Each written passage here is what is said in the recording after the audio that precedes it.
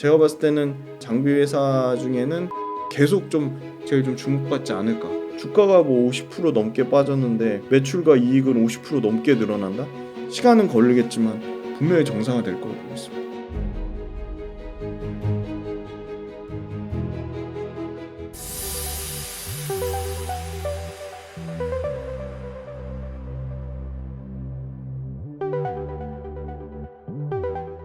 혹시 추가적으로 2차전지 중에서 좀 좋아 보이는 그런 기업들이 좀 있으실까요? 그 삼성 SDI 밸류 체인이 계속 주목받고 있는데 네. 삼성 SDI 밸류 체인 중에 전 좀 의미 있는 회사는 일단은 장비 회사 중에 처음 말씀드리는 것 같아요. 네. 필에너지라는 회사가 있어요. 오. 예, 필에너지 회사는 어려운 건 아니고요. 필옵틱스라는 OLED 장비를 만드는 회사의 2차 전지 사업부만 떼내서 만든 장비 회사고요.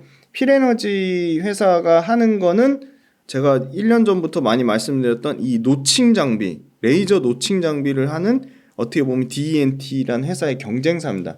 레이저 노칭 장비를 하는 회사고요. 네.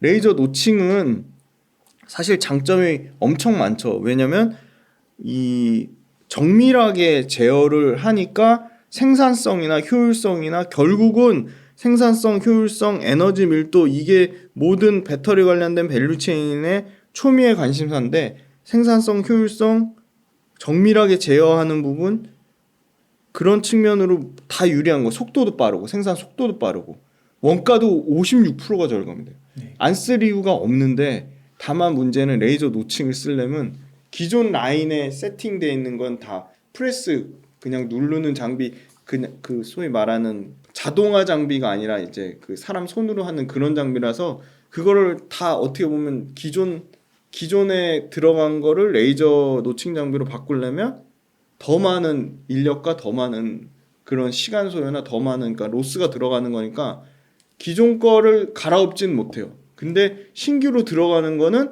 레이저 노칭 장비를 쓸 수밖에 없는 거죠. 근데 단 레이저 노칭 장비에 딱 두 가지 문제가 있었어요. 첫 번째는 초기 투자비가 많이 든다는 거고요. 두 번째는 레이저 노칭 장비 레이저 쏠 때 그 발생하는 열이 이 양극할 물질이나 음극할 물질이나 이 원재료, 그러니까 뭐 알루미늄이나 구리 이런 메탈 소재를 약간 성질을 변하게 한다. 그런 부분이 있었거든요. 근데 그 성질을 변하게 하는 부분은 기술적으로 많이 보완을 해서 잡은 것 같고요. 네. 문제는 이 초기 투자비가 많이 들어가는 건데 초기 투자비를 줄이기 위해서 어떻게 했냐면 필에너지라는 회사가 노칭 장비도 하지만 스태킹 장비라는 것도 해요. 그래서 스태킹 장비랑 노칭 장비를 1+1으로 팔아요. 그러니까 같이 들어가는 거죠. 그래서 공간을 더 적게 쓰고 비용을 더 줄인 거죠. 장비 납품할 때 아무래도 1+1으로 들어가니까 장비를 더 저렴하게 파는 거겠죠. 그래서 전략적으로 가격 전략적으로 썼고요. 스태킹 장비는 뭐냐면 스태킹은 말 그대로 지그재그로 이 분리막을 양극과 음극 사이에 껴가지고 양극과 음극을 위로 쌓는 거예요. 말 그대로 스태킹 적층해서 쌓는 장비거든요. 근데 이 스태킹 장비하고 레이저 노칭 장비를 같이 장비를 삼성 SDI에 팔았는데 이게 엄청나게 업체에서 고객사한테 반응이 좋아서 처음에 유럽으로 납품했다가 북미로 늘어났고요. 삼성 SDI라고 딱 밝히진 않는데요. 작년 9월달, 11월달에 연달아서 수주가 나온 것만 2,600억이고요. 지금 작년 말 23년 말 기준으로 받아놓은 게 레이저 노칭 장비랑 스태킹 장비만 3,000억이 넘고요. 지금 예상하는 거는 삼성 SDI가 지금 25년, 26년까지 열심히 증설하잖아요. 거기 들어가는 증설하는 물량 노칭 장비랑 스태킹 장비는 아마 필에너지 말고는 삼성 쪽에 들어가는 건 물론 LG엔솔은 DENT도 있고 여러 회사가 있지만 삼성에 들어가는 거는 거의 제가 봤을 때 필에너지가 거의 독칙하다시피 하는 것 같고요.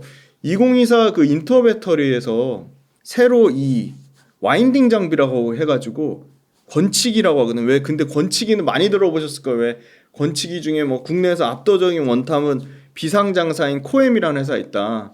예, 그 코엠이라는 회사를 얘기 많이 했는데 그 코엠 그 권치기가 너무 중요하다. 그 권치기가 말 그대로 그 와인딩이 감는 거거든요. 그 전극 공정에 그 롤투롤로 감는 건데 그 감는 게 만들 수 있는 회사가 몇 개 없는데 이 코엠이라는 회사만 주목받았는데 코엠은 비상장사로 투자를 못하고 봤더니 이 필에너지라는 회사가 아주 전략적으로 삼성 SDI 4680 원통용 배터리에 들어가는 건치기를 만든 거예요. 4680 와인딩이라고 해가지고. 그래서 이 4680 와인딩 장비가 당장 올해부터 아주 보수적으로 잡아서 뭐 가동률을 뭐 10% 미만으로 보고 대략 100억 정도 그 와인딩 장비까지 추가적으로 매출이 신성장 동력으로 나올 거라고 보고 있거든요. 그래서 그 삼성 SDI에 납품하는 레이저 노칭 장비도 하고 스태킹 장비도 하고 그리고 가장 중요하다는 전국 공정의 그 소위 말하는 건치기 4680 와인딩 장비까지 세 개의 성장 동력을 갖고 있고 삼성 SDI의 아주 핵심 엔지니어면서 공정 전문가 분이 이 필에너지 완전 총괄 설비 담당하시는 임원분으로 오셨거든요. 그래서 이 건치기도 그렇고 레이저 노칭 장비도 그렇고 그런 어떤 생산 원가 절감하는 거나 공정 혁신하는 거에 전문가가 와서 그거에 우리는 총력을 기울였다. 그래서 당연히 타 레이저 노칭 장비나 건치기보다 생산 속도를 빠르게 해서 공정 혁신을 이뤘고 가격적인 부분, 원가 측면 그런 것까지 다 감안을 해서 제가 봤을 때는 삼성 SDI 장비 회사 중에는 필에너지가 계속 제일 좀 주목받지 않을까. 네, 그렇게 보고 있고요. 그다음에 소재단에서는 지금 주가 수준은 좀 어때요? 삼성 필에너지가 많이 올랐어요. 네, 아까 네. 그 장비 회사 주가 중에 네. 사실은 필 옵틱스가 압도적으로 사실 원래 필에너지가 가야 되는데 필 옵틱스가 120% 올랐고요. 필에너지 같은 경우는 주가는 올랐는데요. 또 특징적인 게 이 회사가 8월 달에 상장했으니까 얼마 안 됐어요. 근데 저는 아직 기회가 있다고 보는 게 필에너지의 공모가가 34,000원이에요. 주가 올랐음에도 공모가 미치고요. 지금 1월 달 주가가 연초에 18,000원대. 네, 18,430원이니까 대략 한 75% 정도 올랐어요. 근데 지금 공모가 34,000원이거든요. 그리고 이 회사도 보면 숫자가 좋아요. 이 회사도 1967억 작년에 1967억에 153억 했는데 올해 2,600억에서 대략 200억 넘게 한 220억 정도 하고 25년하고 26년에는 4천억 이상 매출 가는 그림이거든요.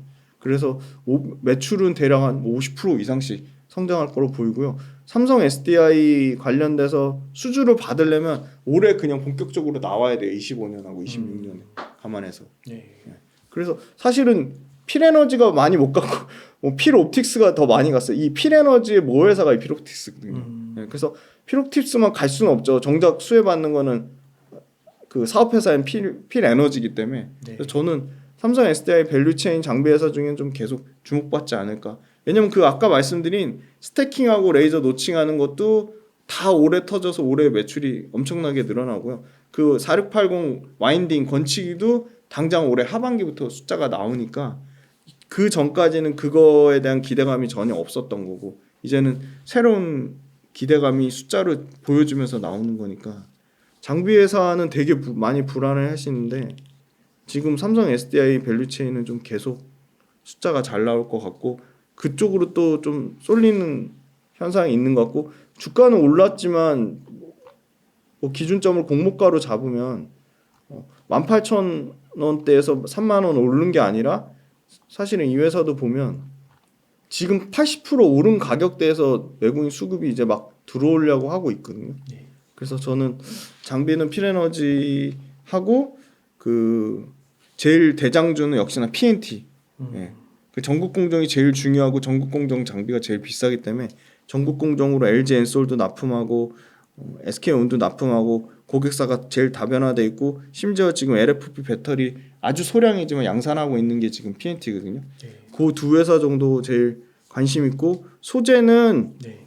지난달에 와서 그 대주전자재료 말씀드리고 한 10만 원 초반까지 올랐어요. 근데 최근에 조금 빠졌는데 여전히 대주전자재료가 아마 그 2차 전지 소재단에서 1분기에 나노신 소재하고 같이 1분기에 양극재는 1분기에 실적 안 좋을 것 같은데 제일 실적 좋을 것 같고요.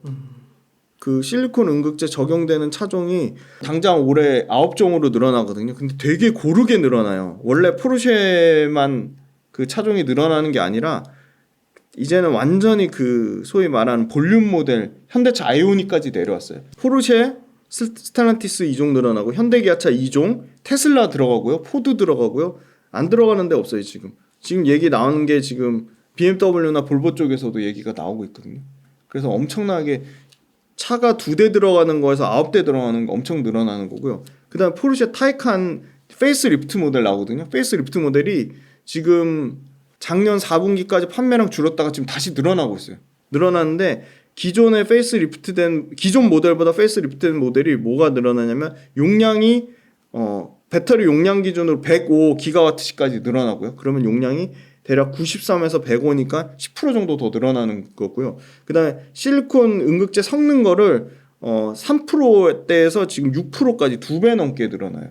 그러니까 배터리 용량도 늘어나면 그만큼 그 안에 들어가는 실리콘 음극재가 많이 필요할 텐데 실리콘 음극재의 비중을 3%에서 6%로 2배 늘렸으니까 이전 모델 대비해서는 페이스 리프트된 것만 잘 팔려도 Q가 물량이 2배 늘어나는 거고요.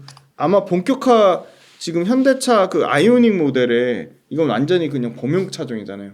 그럼 현대차 아이오닉에 확대되면 그거는 분명히 기아의 EV6나 EV3나 EV4 이제 유럽에서 EV4가 엄청나게 팔릴 것으로 예상되네. 거기까지 저는 충분히 확산 가능성이 있다고 보고 있고 지금 캐파 늘린 거가 아마 본격화 왜냐면 지금 경쟁사가 엄청 많죠. 지금 한솔케미칼도 있고 SKC도 있고 SK머티리얼도 있고 심지어 LNF도 한다고 하고 LNF 지금 뭐 파나소닉 거 실리콘 음극재 받는다는 얘기가 나오는데 이런 회사들의 양산은 다 내년이거든요. 근데 벌써 지금 국내에서 3,000톤에서 지금 당장 10,000톤 늘어나는 구조니까 캐파로도 가장 앞서 있고 그리고 기술적으로도 실리콘 산화물 방식의 유일한 단점이 초기 전압이 떨어지는 거를 그 마그네슘을 섞어가지고 이종 금속을 혼합시켜가지고 낮췄거든요. 그래서 사실 기술적으로는 뭐 거의 완벽에 가까운 제품을 만들고 있기 때문에 이 회사가 계속 주목을 받을 거고 그 다음에 같이 가는 회사가 이 CNT 도전제 분산제 만드는 나노신소재인데 나노신소재는 또 가장 또 공격적으로 또 많이 증설을 해놨어요. 미국하고 폴란드하고 중국하고 동남아시아에 공장 증설해놓은 물량이 당장 24년도 올해 말부터 그리고 내년 24, 25년도에 그냥 매출이 그냥 100%씩 늘어나는 구조기 때문에 나노신소재도 최근에 계속 조정을 엄청 많이 받았거든요. 그래서 주가가 많이 내려와 있고 당장 나노신소재가 대주전자재료랑 같이 올해 1분기에 이 2차전지 소재단에서는 가장 실적 좋을 것 같아요. 당장 1분기부터. 그러면 분명히 그걸 아마 반영을 할 거고요. 이 2차전지 밸류체인 지금 기존에 사실은 양극재만 기관들이 몰빵해서 샀다면 지금은 항상 순위 보면 연기금 상위 순매수, 기관 순매수에 보면 대주전자재료하고 나노신소재가 안 빠집니다. 보시면 수급이 굉장히 좋습니다. 그러니까 기관만 사는 게 아니고 외국인도 같이 사주고 있거든요. 최근에 수급이 붙었어요. 최근에 나노신소재 마찬가지고. 그래서 확실히 이 삼성, SDI, LG엔솔, SK은 모두 관심사는 빨리 충전하는 거네요. 급속 충전, 고속 충전. 그리고 이 전기차를 앞으로 엄청나게 확대하려고 하는 북미나 유럽에서 올해 당장 24년도에 그 전기차 소비자들하고 앞으로 전기차를 탈 사람, 미래의 소비자들한테 당장 좀 해결을 했으면 좋은 게 뭐예요? 물어봤을 때 영순위로 꼽은 게 공통적으로 꼽은 게 충전입니다. 네. 충전 스테이션이 엄청나게 늘어나야 되는데 그게 또 늘어나려면 또 여러 가지 제약 조건이나 시간이 소요되잖아요. 네. 그럼 당장 전기차 자체가 충전이 빨리 돼야 되면 안 쓰일 수밖에 없다고 보고 있습니다. 그래서 장비는 삼성 SDI 밸류체인 필에너지, 소재는 대주전자재료하고 나노신소재. 네. 그리고 양극재는 굳이 꼽자면 삼성 SDI 물량이 늘어나고 GM하고 같이 판매랑 삼성 SDI, GM 다 갖고 있으면서 밸류체인 내재화, 그러니까 원자재를 자체 조달 가능한 게 포스코 퓨처엠이거든요. 네. 에코프로 BM도 자체 조달 가능한데 에코프로 BM은 에코프로 머티리얼즈 통해서 가져오는 거고요. 전구체를. 포스코 퓨처엠은 포스코 퓨처엠 자체 공장에서 전구체 국내에서 45,000톤을 직접 조달하니까 포스코 퓨처엠이 원가 구조가 에코프로비엠보다는 좀 더 좋겠죠. 그리고 포스코 퓨처엠은 이제 응급제 관련돼서 올해 대략 6만 톤 정도고 내년에는 9만 톤에서 10만 톤까지 늘어나고요. 음극재는 다 하죠. 포스코 퓨처엠은 실리콘 음극재, 인조 흑연, 천연 흑연 다 하니까 인조 흑연, 천연 흑연 지금 중국한테 맡겨 있어서 이거 대체할 만한 데가 국내는 당연히 포스코 퓨처엠밖에 없고요. 글로벌로도 몇 개 안 되거든요. 그래서 저는 음극재에 대한 그 소위 말한 프리미엄을 당연히 포스코 퓨처엠에 줘야 된다고 보고 있고요. 그래서 포스코 퓨처엠이 그래도 이 양극재 5대 천왕 중에는 가장 좀 실적이 안정적으로 성장하는 회사로 보고 있습니다. 지금 주가 수준은 에코프로비엠보다 조금 미치지 않나요? 네, 더 싸졌어요. 예전에는 더 높았던 것 네, 같은데. 에코프로비엠은 아까 코스피 네. 200 수급적인- 특례편임 그것 때문에 수급적인 이슈 때문에 단기간에 또 좀 시세를 줬는데 네. 포스코 퓨처엠은 계속 빠지기만 했어요. 네. 근데 이거 그냥 심플하게 양극재 캐파 그러면 25년도에 최소한 23만 톤에서 25만 톤 나오면 그럼 그 25만 톤 나오는 거에 양극재 그 가격 리튬 가격 빠진 걸로 그냥 계산해서 곱하고 대략 양극재 마진이 5에서 7%니까 5에서 7% 마진 곱한 거에 엄청 보수적으로 밸류에이션 뭐 PER 뭐 20배를 주든 25배 주면 그냥 적정 시총이 심플하게 나오는 거예요. 그럼 그 적정 시총이랑 포스코 퓨처엠 지금 현재 시총이랑 비교해보고 그다음 포스코 퓨처엠은 음극재 라인도 갖고 있으니까 음극재 라인에도 음극재 톤당 얼마 팔리고 그 음극재 곱하기 적정 마진 곱하면 그 음극재 가치도 계산할 수 있거든요. 그러면 주가가 뭐 50% 넘게 빠졌는데 매출과 이익은 50% 넘게 늘어난다? 그러면 주가 빠진 만큼 매출과 이익이 같이 떨어지는 게 아니라 매출과 이익이 그거보다 더 늘어나니까 저는 포스코 퓨처엠도 시간은 걸리겠지만 분명히 정상화될 거라고 보고 있습니다.